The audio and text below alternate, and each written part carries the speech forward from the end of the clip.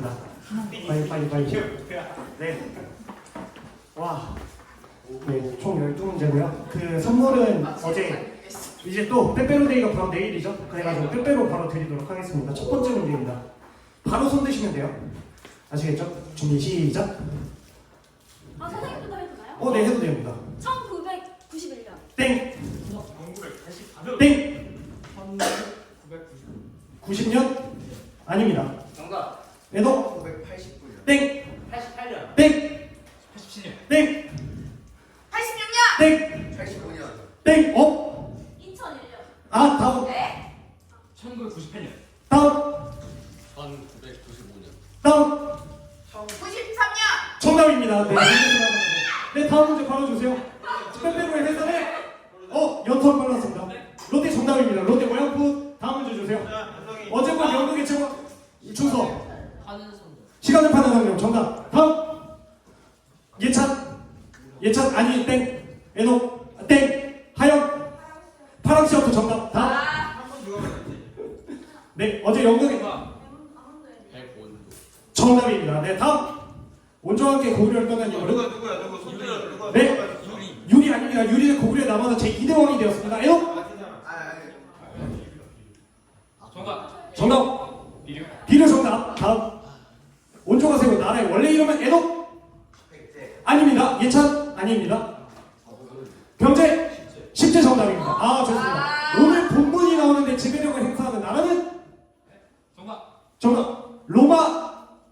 로마 무슨 국? 땡. 로마 제국? 정답입니다. 사도행전의 기자는 아닙니다. 누가? 정답입니다. 좋습니다. 10번. 어제 행사 총 참석 인원은 17명. 변적 19년. 정답입니다. 네, 다음. 지금 지난주 레크레이션 애니메이션의 이름은 문장도까지 하셔야 됩니다. 예찬 중간에 뭔가요? 느낌표 어디 있나요? 가운데 어디요?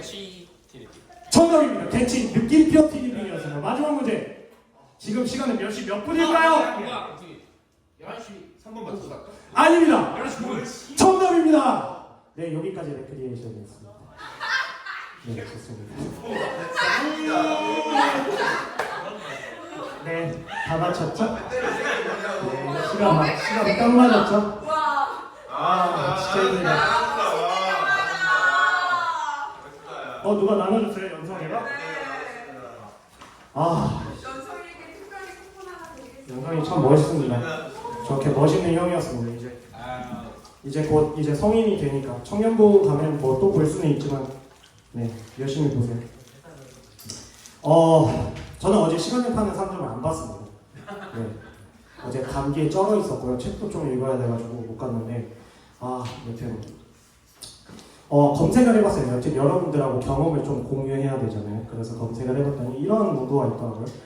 세상에서 가장 길면서도 가장 짧은 것, 가장 빠르면서도 가장 느린 것, 가장 작게 나눌 수 있으면서도 가장 길게 느릴 수 있는 것, 가장 하찮은 것 같으면서도 가장 회화를 많이 남기는 것. 그것이 없으면 아무것도 할 수 없고 사소한 것은 모두 집어삼키고 위대한 것에게는 생명과 영혼을 불어넣는 그것. 그것은 무엇일까요? 어서 오세요. 여기는 시간을 파는 상점입니다. 당신의 특별한 부탁을 들어드립니다. 이번에 시간을 파는 상점에 나오는 글귀 중 하나인데요. 이제 책을 사면 책에 표지에 이렇게 적혀져 있습니다. 어제 우리가 같이 읽은 연극은 시간을 판다고 이야기를 하지만 사실은 시간을 팔지는 않았어요. 정확히는 뭐냐면 나의 시간을 상대방에게 파는 행위를 우리는 보았습니다. 시간을 팔기로 한 주인공은 카페를 오픈을 합니다. 그리고 그 카페 이름을 크로노스라고 이야기를 하고 여러 사연들을 모으면서 조금은 엉뚱하고 황당하고 당황스러운 사연들을 해결해 나가는 형식으로 그 극은 진행이 됩니다. 근데 그 어떤 사연들을 할 때마다 그 주인공은 이런 생각을 해요. 이게 대체 뭐야? 라는 생각을 계속해서 하면서 그럼에도 불구하고 그 사건들을 하나씩 해결해 갑니다. 그 행동을 해갔을 때 그 주인공은 이게 뭐야? 라는 생각 말고도 하나의 생각을 더 했었던 것 같아요. 바로 그래도 뭐가 바뀌지 않을까? 라는 생각이었습니다. 그 이유는 과거에 학교에서 일어났었던 어떤 사건 때문이기도 했고요. 아버지라고 하는 사람의 소방관이었었던 아버지의 영향 때문이기도 하였습니다. 그리고 우리는 사도행전을 보면서 그렇게 시간을 팔고 있는 또 한 사내를 보고 있습니다. 그 사내는 어떨 때는 무모하기도 하고요. 어쩔 때는 쓰잘데기 없는 짓을 하는 것 같기도 합니다. 어제 우리가 본 연극의 주인공처럼 말이죠. 그리고 어제의 연극과는 달리 현실에서 시간을 파는 일은 그렇게 성공적으로만 가지 않습니다. 어쩔 때는 욕을 먹기도 하고요. 돌을 맞기도 하고요. 놀림을 받기도 합니다. 심지어는 그 모든 것들에 대해서 좌절을 하여서 더욱더 하기 싫다라는 생각이 들기도 합니다. 하지만 그 사내는 계속해서 시간을 팔고 있습니다. 왜 어제의 주인공은 바울 그리고 또 바울은 시간을 그렇게 잘 팔 수가 있었을까요? 그 이유는 저는 그렇게 생각을 합니다. 아마도 그 사람은 현재에 살고 있지 않기 때문이지 않을까라는 생각입니다. 자신에게 큰 변화를 줬었던 어떤 과거의 아버지라는 사람과 자신에게 놀라움을 선사할 수 있는 그 미래를 바라봤기 때문에 그들은 현재를 과감하게 팔 수 있었던 것 같습니다. 모든 크리스천은 사실은 시간을 팔고 살아갑니다. 그리고 그 이유는 동일하게 현재를 살고 있지 않기 때문입니다. 그리고 그 이유는 사실 현재를 누구보다 사랑하고 있기 때문입니다. 그 사랑이 과거부터 있었음을 그리고 그 사랑이 미래까지 책임짐을 알고 있기에 오늘도 놀림을 받고 무시를 당해도 시간을 열심히 팔고 있습니다. 여러분들은 시간을 팔아본 적이 있나요? 그리고 그 시간이 아깝지 않게 팔아봤었던 경험들이 있나요? 현재는 그 시간을 팔 용기가 있으신가요? 함께 찬양하면서 그 시간을 파는 용기에 대해서 감사하기를 바랍니다. 찬양드리겠습니다.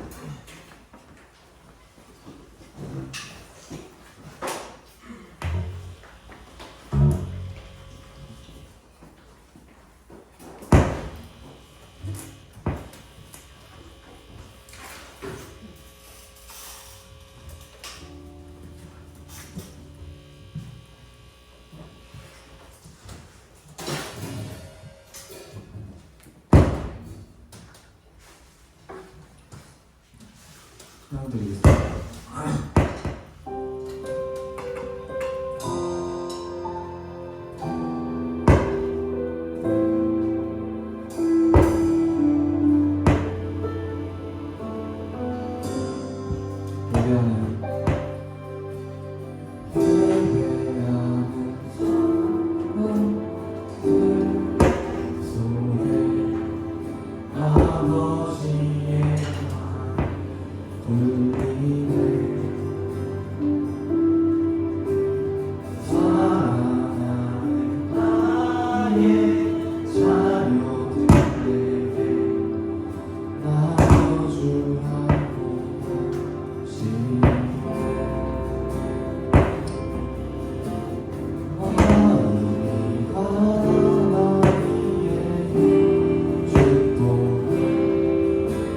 근심이 많은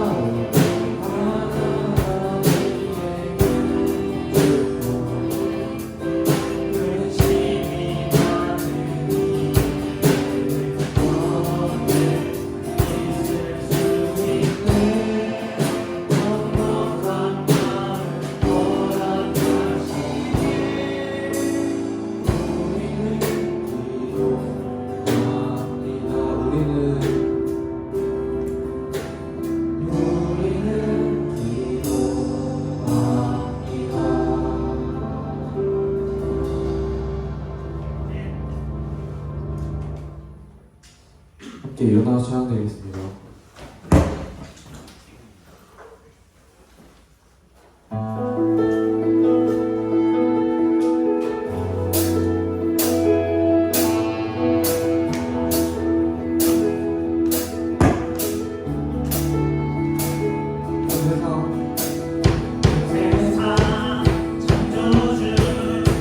세상 구원자 모든 것 이기신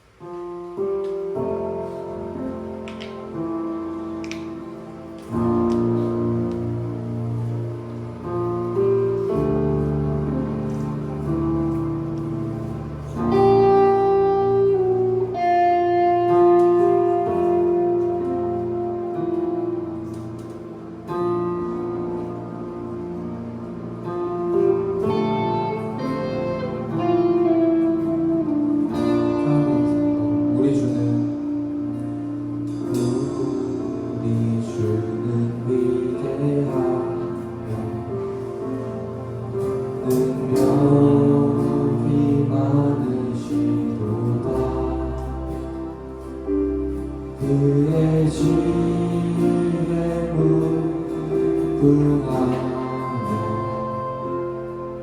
인자는 영원하도다.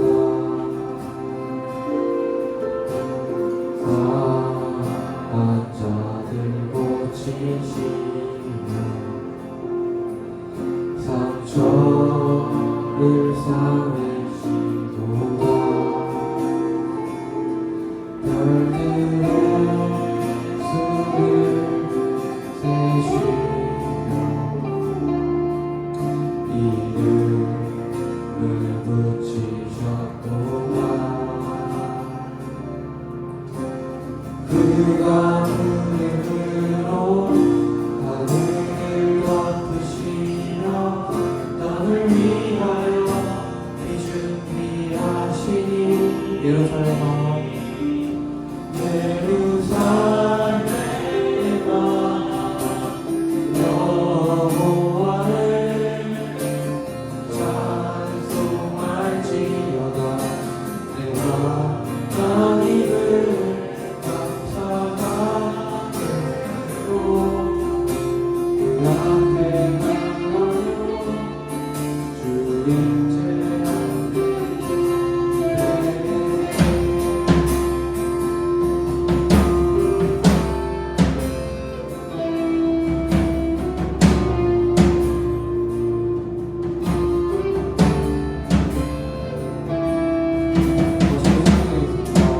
우리 주는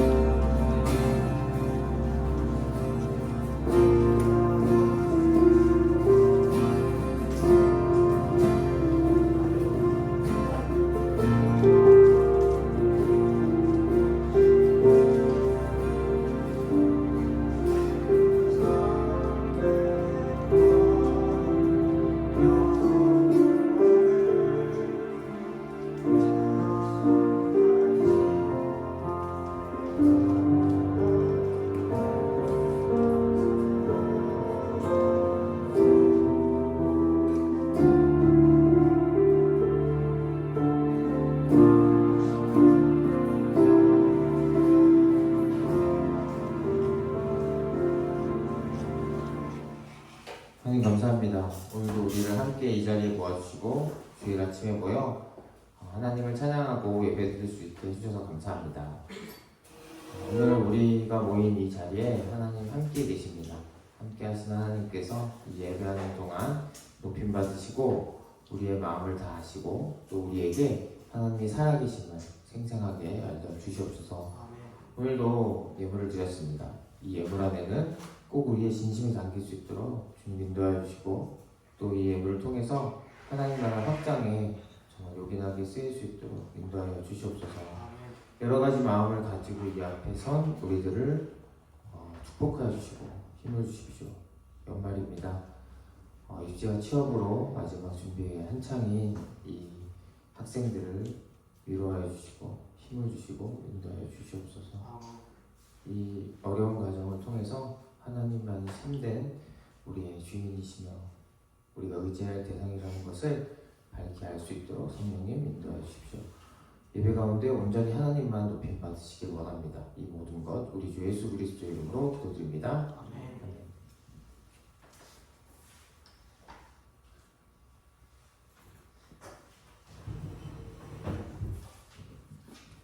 반갑습니다 여러분. 오늘 2024년 11월 10일 예배에 오신 여러분들 환영합니다. 오늘 말씀은 사도행전 21장 27절에서 22장 29절까지인데요. 전부 다 읽진 않고요. 바울이 직접 이제 얘기하는 부분이 있거든요. 1절부터 저희가 번갈아가면서 읽고 마지막 절을 함께 읽도록 하겠습니다. 첫 절은 제가 읽겠습니다. 동포 여러분, 내가 이제 여러분에게 드리는 해명을 잘 들어주시길 바랍니다. 바울이 히브리 말로 연설하는 것을 듣고 더욱더 조용해졌다. 바울은 말을 나는 유대 사람입니다. 나는 길리기아의 다소에서 태어나서 이 도시 예루살렘에서 자랐고 가말리엘 선생의 문화에서 우리 조상의 율법에 엄격한 방식을 따라 교육을 받았습니다. 그래서 나는 오늘날 여러분 모두가 그러하신 것과 같이 하나님께 열성적인 사람이었습니다. 나는 이 도를 따르는 사람들을 박해하여 죽이기까지 하였고 남자든 여자든 가리지 않고 묶어서 감옥에 넣었습니다. 내 말이 사실임을 대제사장과 모든 장로가 증언하실 것입니다. 나는 그들에게서 다마스쿠스에 있는 동포들에게 보내는 공문을 받아서 다마스쿠스로 길을 떠났습니다. 나는 거기에 있는 신도들까지 잡아서 예루살렘으로 끌어다가 처벌을 받게 하려고 했던 것입니다. 가다가 저녁 때쯤에 다마스쿠스 가까이에 이르렀을 때 갑자기 하늘로부터 큰 빛이 나를 둘러 비추었습니다. 나는 땅바닥에 엎어졌는데 사울아 사울아 내가 어찌하여 나를 핍박하느냐 하는 소리가 들렸습니다. 그래서 내가 주님 누구십니까 하고 물었더니 그는 나에게 대답하시기를 나는 네가 핍박하는 나사렛 예수이다 하셨습니다. 나와 함께 있는 사람들은 그 빛은 보았으나 내게 말씀하시는 분의 음성은 듣지 못하였습니다. 그때 내가 주님 어떻게 하라 하십니까 하고 말하였더니 주님께서 내게 말씀하셨습니다. 일어나서 다마스쿠스로 가거라. 거기에는 네가 해야 할 모든 일을 누가 말해줄 것이다. 나는 그 빛의 광채 때문에 눈이 멀어서 함께 가던 사람들의 손에 이끌려 다마스쿠스로 갔습니다. 거기에 아나니아라는 사람이 있었습니다. 그는 율법을 따라 사는 경건한 사람으로 거기에 사는 모든 유대 사람에게 칭찬을 받는 사람이었습니다. 그가 나를 찾아와 곁에 서서 형제 사울이여 눈을 뜨시오 하고 나에게 말하였습니다. 그 순간에 나는 시력을 회복하여 그를 쳐다보았습니다. 그때 아나니아가 내게 말하였습니다. 우리 조상의 하나님께서 당신을 택하셔서 자기의 뜻을 알게 하시고 그 위로 세우신 분을 보게 하시고 그분의 입에서 나오는 음성을 듣게 하셨습니다. 당신은 그분을 위하여 모든 사람에게 당신이 보고 들은 것을 증언하는 증인이 될 것입니다. 그러니 이제 망설일 까닭이 어디 있습니까? 일어나 주님의 이름을 불러서 침례를 받고 당신의 죄 씻음을 받으시고 그 뒤에 내가 예루살렘으로 돌아와서 성전에서 기도하는 가운데 황홀경에 빠져 주님이 내게 말씀하시는 것을 보았습니다. 그는 말씀하시기를 서둘러서 예루살렘을 떠나라. 예루살렘 사람들이 나에게 관한 네 증언을 받아들이지 않을 것이기 때문이다 하셨습니다. 그래서 내가 말하였습니다. 주님, 내가 주님을 믿는 사람들을 가는 곳마다 회당에서 잡아 가두고 때리고 하던 사실을 사람들이 잘 알고 있습니다.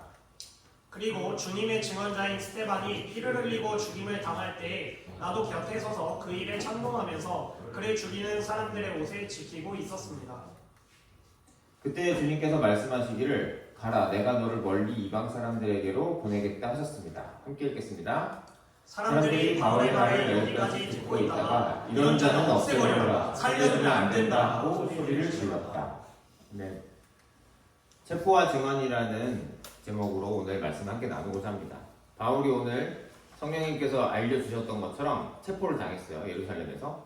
그리고 나서 이제 해명할 기회를 가진다고 해서 설교를 했는데 그 중심 내용은 결국 예수님에 대한 증언이었습니다.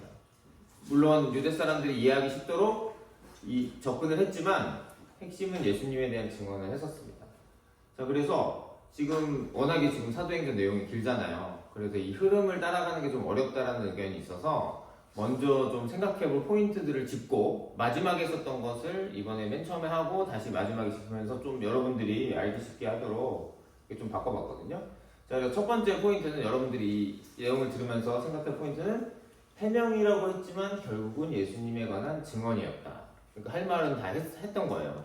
그런데 상대방이 이해하기 쉽게 유대인들한테 접근하기 쉽도록 나도 유대인이었습니다. 나도 율법을 중요시 여겼습니다. 라는 식으로 좀 관계 형성을 친밀하게 할 수 있도록 그렇게 방법을 사용했어요. 바울 선생님이. 자, 그리고 두 번째. 아까도 얘기했듯이 예수님께서 말씀하신 부분이 있었어요. 그런데 이게 꾸준한 기도 가운데 예수님께서 말씀하신다라는 겁니다. 이것은 사도행전에서 계속 나오고 있는 내용입니다. 왜냐하면 베드로도 그렇고 사도들이나 신실한 우리 그리스도인들은 하나님과 지속적인 기도 가운데 하나님의 음성을 물론 직접 들리는 경우가 간혹 있는데 보통은 분별하는 거죠. 이런 것들을 경험을 통해서 계속해서 꾸준한 가운데 분별할 수 있습니다. 세 번째는 이 강력한 복음 증언의 방법 중에 하나는 이 간증입니다. 그래서 오늘 바울 선생님은 대표적으로 구원 간증을 하고 또 사명 간증을 합니다. 구원에서 우리가 새로운 삶을 하나님 안에서 받게 됐다는 것은 내가 주인이 아니고 하나님 주인입니다. 하나님 뜻대로 살겠습니다. 라고 하는 거기 때문에 하나님께서 원하시는 거를 주세요. 내가 살아왔던 배경 그리고 그런 것들을 통해서 내가 어떤 일을 하면 좋겠다. 근데 이게 단순한 일이 아니라 사람들하고 어울려서 사람들을 주님께로 돌아오게 만드는 걸 원하시는 거죠. 그래서 그것을 한번 보도록 하겠습니다. 3차 전도 여행은 마쳐졌죠. 예루살렘에 수리아 안디옥에서 출발해서 긴 여정을 거쳐서 예루살렘으로 돌아와 있는 상태입니다. 지금은 예루살렘이에요. 여기 예루살렘으로 와서 네, 그렇습니다. 그래서 예루살렘의 현재 모습입니다. 그래서 이 자리가 성전 자리인데 지금은 황금 모스크로 돼 있죠. 네, 이유는 여러분도 잘 알 겁니다. 여기 지금 핫한 곳이잖아요. 전쟁 이슈가 있는 핫한 곳인데 이제 무슬림들의 이후에는 5, 6세기 정도에는 이제 그 이슬람교가 창시가 되면서 이제 여기도 똑같이 성지거든요. 그래서 여기다가 이제 뭐 성지 탈환 전쟁도 계속 있었고 지금 이렇게 돼 있는 복잡한 상황입니다. 그래서 여기서 야고보와 지도자들은 지난주에 얘기했잖아요. 바울을 걱정했어요. 유대인들을 오해하고 있거든요. 이 바울이라는 녀석은 모세 율법은 지키지도 않고 아주 우습게 본다. 그러면서 이방인들만 특별 대우를 한다라는 그런 오해가 있었기 때문에 유대교의 정결 의식에 참여하라고 권유를 했습니다. 그래서 바울은 물론 이방인들은 율법 같은 걸 할 필요 없지만 이건 핵심이 아니기 때문에 유대인들은 기존의 전통을 지켜도 된다고 생각했기 때문에 참여했죠. 그렇지만 오해는 결국 풀리지 않았습니다. 그래서 유대인들이 바울이 성전들에 있는 것을 보자마자 바울을 붙잡았어요. 그리고 바울이 모세 율법과 성전을 거스르는 말들을 가르쳐 왔다고 이제 막 선동을 한 거죠. 그래서 사람들이 흥분했어요. 예루살렘에도 큰 소동이 일어납니다. 얼마나 큰 소동이 일어났냐면 로마의 군대가 개입해서 바울을 체포했어요. 그게 오히려 안전하니까. 그 사람들한테 바울을 맡겨놓으면 목숨이 어떻게 될지 모르니까 로마 군대가 개입해서 바울을 체포했습니다. 그래서 이거를 구스타브 도레라는 이 화가께서 예루살렘에서 폭도들에게 붙잡힌 바울이라는 제목으로 1875년에 그린 그림이라고 합니다. 그래서 되게 역동적으로 되게 위험해 보여요. 자, 그래서 로마 군대에 의해 소란이 정리되고 바울은 군인들이 있는 병영으로 끌려갔어요. 그래서 바울이 여기서 그냥 가는 게 아니고 천부장한테 부탁을 합니다.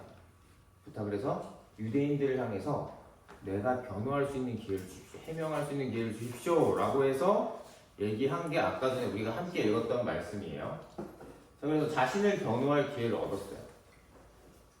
그래서 유대인들 향해 연설을 시작했어. 설교죠, 일종의. 일단은 바울이 자신의 출생과 성장 배경을 밝혔습니다. 유대인이다.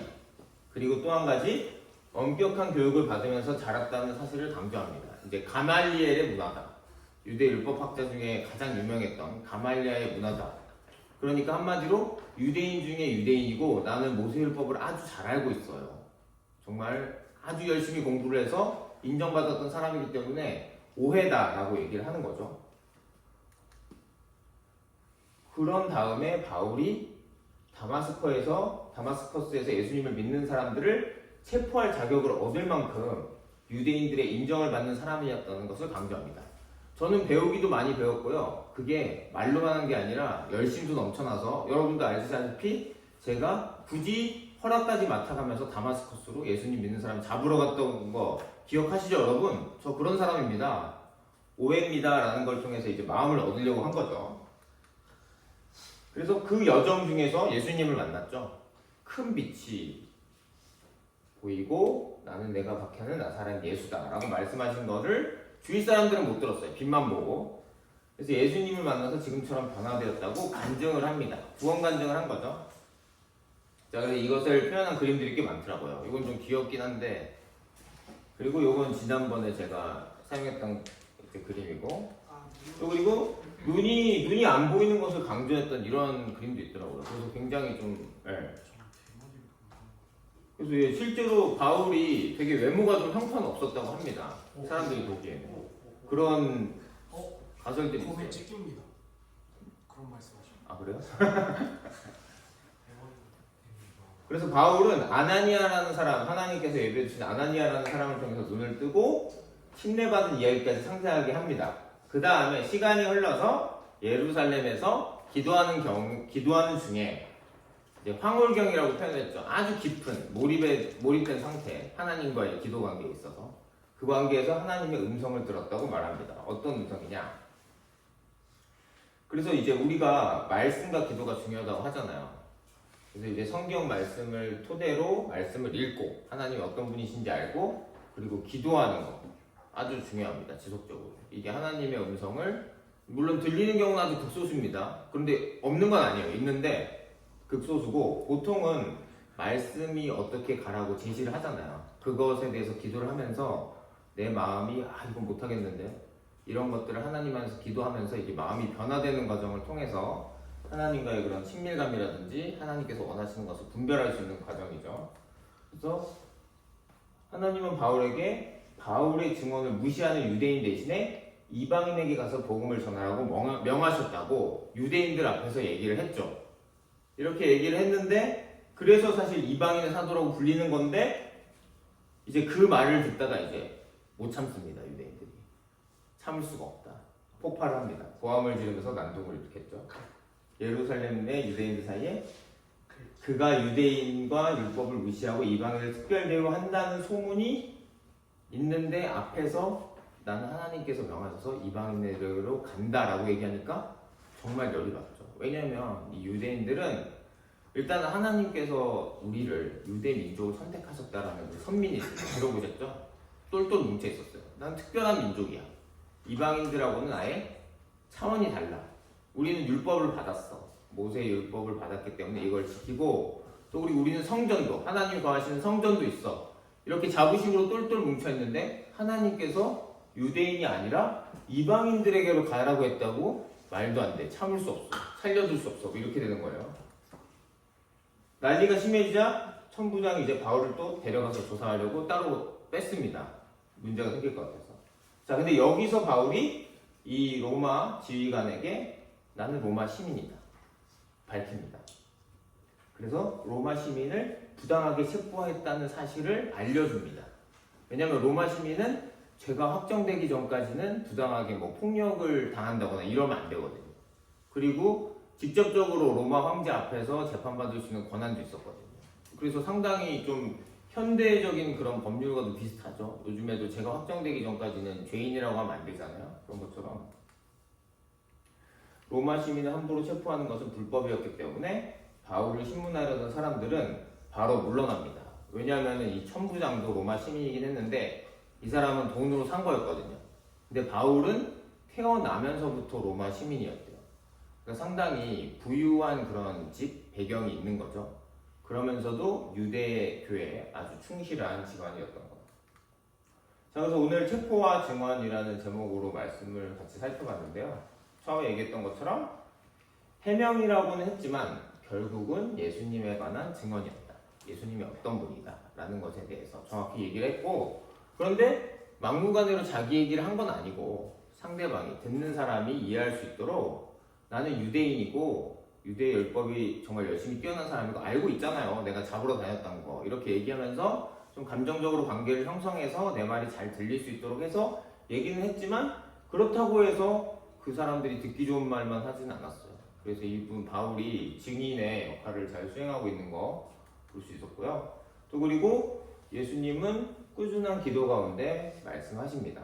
그래서 우리가 여러분들이 예수님을 믿게 되면 성경 말씀을 꾸준히 읽고 꾸준히 기도하는 것이 여러분이 하나님과의 관계가 밀접해지는데 가장 중요한 역할을 할 거라고 생각을 해요. 근데 이건 저의 개인적인 생각뿐만 아니라 그 2000년 기독교 역사를 보면 항상 하나님의 뜻을 따르고 그런 공동체들은 성경 말씀과 기도하는 그 균형이 아주 잘 갖춰진 공동체나 시대적인 그런 상황들이 많았어요. 왜냐하면 말씀만 읽게 되면은 말씀에서는 뭐뭐가 옳다, 해야 된다 이런 얘기가 많잖아요. 그러니까 이제 판단할 수가 있어요. 어떤 사람이 이런 일을 했을 때 말씀에 비춰보면 이것은 옳다, 그르다라는 것들이 굉장히 그런 의식이 생기죠. 그런 감각이 생기는데 그런데 기도를 하지 않으면 사람들에 대해서 평가를 좀 많이 하게 됩니다. 근데 기도를 하게 되면 하나님의 마음을 잘 알게 되는데 이것이 하나님에 대한 마음과 동화되는 현상이 일어나는데 근데 너무 기도만 하게 되면은 좀 감정적이고 경험적인 걸로만 치우칠 수가 있습니다. 말씀이 없이. 그래서 이게 하나님께 기도하는 게 아니라 내가 그런 감정의 느낌을 느끼고 싶어서 기도하게 되는 걸로 변질되기도 합니다.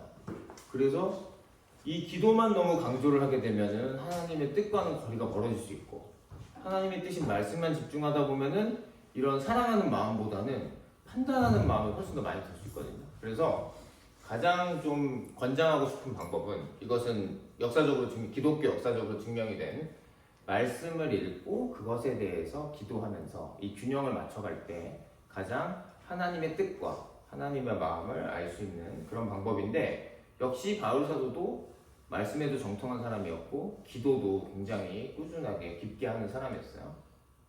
그리고 마지막으로 강력한 복음 증언의 방법 중 하나는 역시 간증입니다.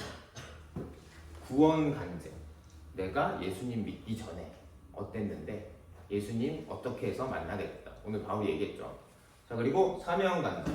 그래서 하나님은 나를 유대인들에게도 복음을 전하라고 부르셨지만 이방인들에게도 전하라고 부르셨다. 이런 얘기를 하면서 구원 간증을 들으면서 사람들이 나도 예수님 안 믿었었는데 저 사람 얘기를 듣다 보니까 뭔가 마음에 감동이 왔다. 이런 경우도 있고, 또 예수님 믿는 사람들 중에서 사명 간증에 대해서 들으면 저 사람은 진짜 이전에는 삶을 정말 형편없었는데 예수님 믿고 나서 이런 걸 통해서 이런 사람들을 도우려고 하는 거를 듣다 보니까 나도 도전받는다. 나는 어떤 사람들을 위해서 부르셨지? 라는 생각을 하게 되는 거죠. 그래서 하나님이 주시는 사명은 어떤 것을 이루거나 어떤 일을 한다라기보다 어떤 직업을 갖고 그 직업 가운데 만나는 사람들, 학생이라면은 학교에서 만나는 친구들, 선생님들 가운데 내가 어떻게 관계를 맺으면서 예수님을 전하고 이런 것들을 사이좋은 관계를 유지하면서 예수님을 어떻게 전할까, 이런 것들에 초점이 맞춰 있죠. 그래서 하나님은 우리를 통해서 하나님 믿는 사람들을 더 이제 하나님을 믿게 하는 건 우리가 하는 건 아니지만 통로로서 사용하기를 원하시는 겁니다. 그런 것들을 기억해 주면 좋겠습니다. 자, 그래서 오늘 생각해 볼 것은요, 결국 복음을 전파한다는 것은 설득하는 과정도 포함이 되어 있습니다. 그래서 바울도 사실은 공부를 많이 한 사람으로서 듣는 사람들에 대한 상황을 생각해서 어떻게 하면 잘 전달하고 설득할 수 있을까에 대한 것들을 고민을 많이 했었습니다. 그래서 여러분들이 꼭 복음을 전하는 경험도 있으면 좋고, 아니면 내 입장을 설득하고자 했던 경험들이 있다면 함께 나눠보면 좋을 것 같아요. 두 번째는 바울은 왜 처음 체포됐을 때는 가만히 있다가 이제 따로 끌려갔을 때 로마 시민이라고 밝혔을까요? 라는 것을 한번 생각해서, 이것은 생각하는 거예요. 왜냐면은 성경에 정확하게 어떤 거라고 얘기를 하지 않았기 때문에 추측과 한번 생각을 해보면 좋을 것 같습니다. 서로 토론을 해보면 좋을 것 같습니다. 자, 그럼 우리 함께 기도하고 금방 공부하나씩 갖도록 하겠습니다.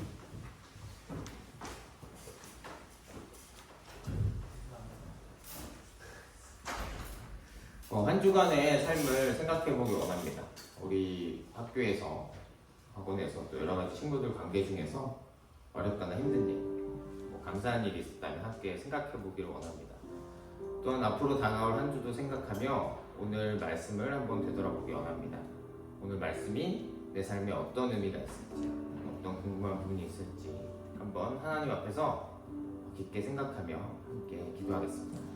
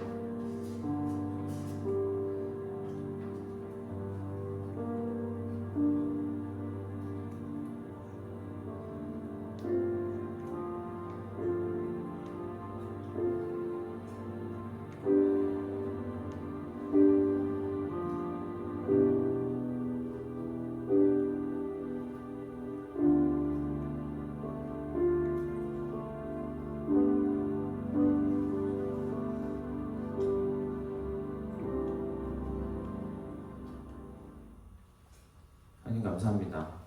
바울의 이야기를 통해서 하나님을 만나고 하나님께서 어떤 것을 원하시는 그 간증이라는 부분, 정말 그것을 통해서 어떻게 사람들에게 예수님을 전달할 수 있는지 알아볼 수 있게 해주셔서 감사합니다. 하나님, 지금은 아직 하나님을 잘 알지 못하는 친구들이 많지만 하나님께서 우리를 만나주시고 하나님과의 1대1 관계를 맺을 수 있는 그런 은혜와 축복을 허락하여 주시옵소서. 이제 정말 입시와 취업의 막바지에 이르고 있습니다. 그리고 오는 목요일에는 수능을 앞두고 있습니다. 우리 정말 지금까지 고생한 우리 고3 형 누나들을 축복합니다.